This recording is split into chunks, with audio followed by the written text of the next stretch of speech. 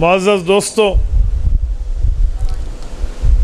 رسول پاک صلی اللہ علیہ وآلہ وسلم کی ہستی اس کائنات میں اللہ پاک جل وعلا نے وہ واحد طرز پر تخلیق فرمایا ہے کہ ان جیسا نہ ان سے پہلے ہے نہ ان کے بعد میں ہے۔ پہلے اور بعد تو اس کا ہوتا ہے جس کے لیے پہلے اور بعد کا تصور کیا جائے۔ رسول اقدس صلی اللہ علیہ وسلم اللہ کی مخلوقات میں الاول بھی ہیں الآخر بھی ہیں۔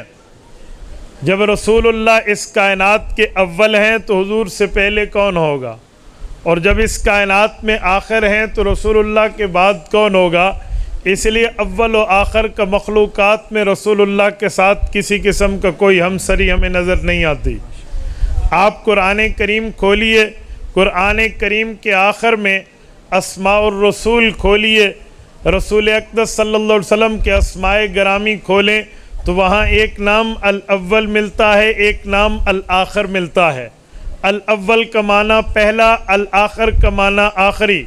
سوال اٹھتا ہے اگر حضور پہلے ہیں تو آخری کیسے ہیں، اور اگر آخری ہیں تو پہلے کیسے ہیں؟ دیکھو اس جگہ جو پہلے آ کر اسٹیج پر بیٹھا وہ آخری تو نہیں ہو سکتا، اور جو آخر میں آئے گا وہ پہلا نہیں ہو سکتا۔ تو اللہ رب العزت نے حضور پاک کے اسماء گرامی میں یہ اسم کیسے فرما دیا کہ الاول پہلے بھی ہیں الآخر آخری بھی ہیں؟ قاسم العلوم والخیرات، بانی دارالعلوم دیوبند، حجت الاسلام والمسلمین، حضرت امام مولانا محمد قاسم النانوتوی، اللہ اس کی قبر پہ کروڑوں ارب و رحمتیں نازل فرمائے۔ حضرت نانوتوی کے علوم کو سامنے رکھیے تو یہ عقدہ حل ہوتے 1 منٹ بھی نہیں لگتا۔ فرماتے ہیں حضور پاک کے یہ دونوں نام بالکل برحق اپنے مقام پہ ٹھیک ہیں۔ کہا وہ کیسے؟ کہا اگر جہت بدل جائے تو الاول بھی ہیں الآخر بھی ہیں۔ یہ کائنات شروع ہوئی ہے، اس کائنات میں سب سے پہلے حضور پاک کو بنیاد بنا کر کائنات میں رنگ بھرا گیا ہے، اور اس کائنات میں سب سے آخر ہوگی تو آخری نبی آخری امت کا بن کے جو نمائندہ اللہ کا تشریف لائے گا وہ بھی رسول اللہ آخری ہیں۔ تو حضور پاک وجود میں اول ہیں، ظہور میں آخر ہیں۔ الاول بھی ہیں الآخر بھی ہیں۔ کہا الاول ہیں تو پہلے نظر کیوں نہیں آئے؟ چلو ہم الآخر تو مانتے ہیں کہ انبیاء میں آخری ہیں، لیکن اول ہوتے تو پہلے نظر آتے۔ آسمان دنیا میں نبوت کی منصبت پر ہمیں حضرت آدم تو حضور سے پہلے نظر آتے ہیں، حضرت نوح نظر آتے ہیں، حضرت موسیٰ و عیسیٰ، دانیال، یوسف و یعقوب و ابراہیم و اسماعیل علیہم السلام نظر آتے ہیں۔ ہمیں حضور پاک تو نظر نہیں آتے، تو الاول کیسے ہیں؟ حضرت نانوتوی نے ایک مثال دی اور کمال کر کے رکھ دیا۔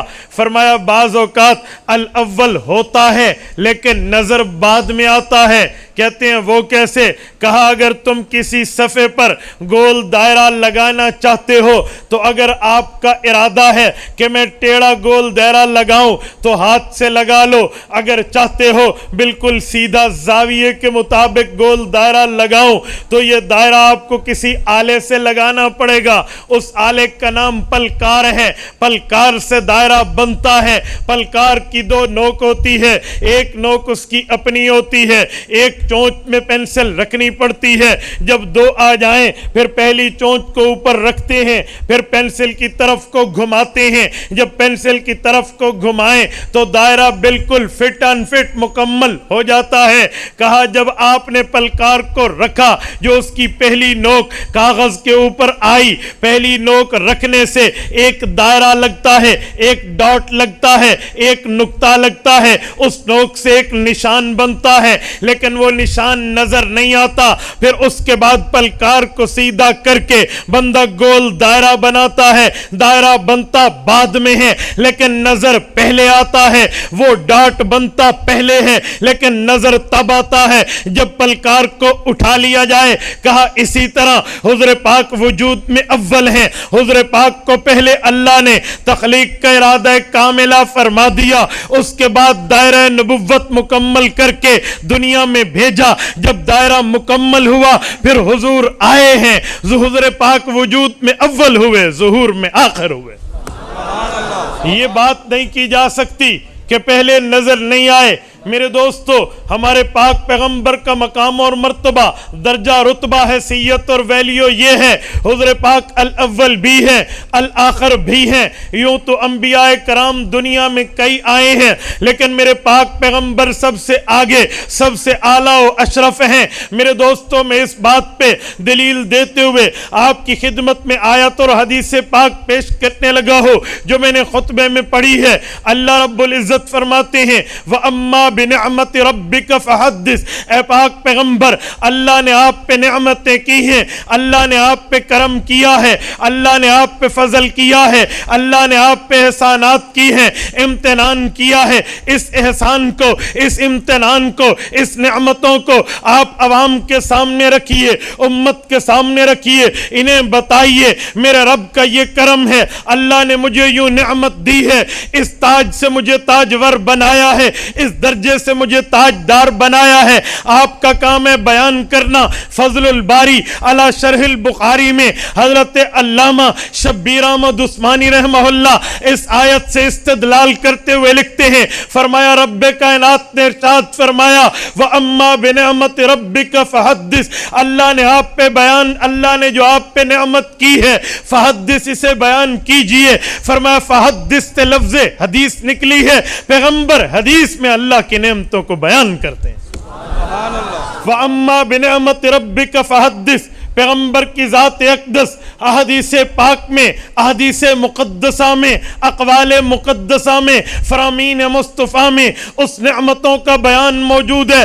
آئیے حضور پاک پہ وہ نعمتیں کون کون سی ہیں جو اللہ نے رسول اللہ پر کی ہیں۔ میں آپ کی خدمت میں کسی پیر فقیر کی بات پیش نہیں کر رہا، کسی عام مولوی اور عالم کی بات پیش نہیں کر رہا، میں کسی فقیہ و محدث و مفسر کی بات پیش نہیں کر رہا، میں کسی مفتی اور مجتہد کا قول نہیں پڑھ رہا، میں آپ کے سامنے حدیث پاک کی مایہ ناز کتاب صحیح مسلم، جس کو امام مسلم ابن الحجاج القشیری المتوفى 241 ہجری نے تحریر فرمایا ہے، جب 8ویں سال میں عالم اس کتاب کو پڑھ لیتا ہے اس کے سر پہ دستار فضیلت سجتی ہے۔ میں اس کی جلد اول سے حضرت ابو ہریرہ کی روایت کو کوٹ کرنے لگا ہوں۔ اللہ کے رسول کا فرمان، حضرت ابو ہریرہ پیش فرماتے ہیں، اللہ کے رسول نے فرمایا فضلت علی الانبیاء بستن، ایک طرف انبیاء کی جماعت ہے، ایک طرف محمد اقدس کی ذات ہے۔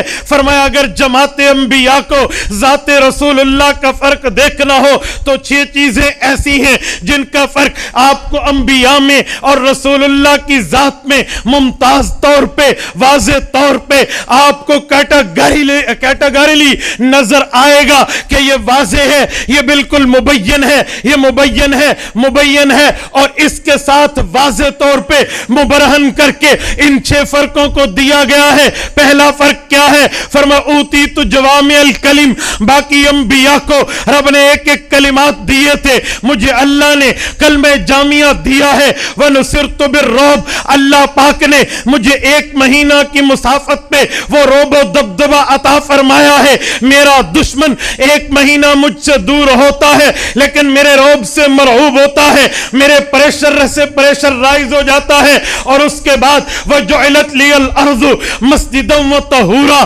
میرے اللہ نے پہلے انبیاء کو نماز پڑھنے کے لیے معبد خانے متعین کر کے دیے تھے کہ عبادت کرنی ہو معبد خانے میں کرو، عبادت کرنی ہو عبادت خانے میں کرو، لیکن میرے اوپر کرم کیا، جُعِلَتْ لِيَ الْأَرْضُ مَسْجِدًا، رب نے پوری کائنات کی زمین کو میرے لیے جائے سجدہ بنا دیا ہے۔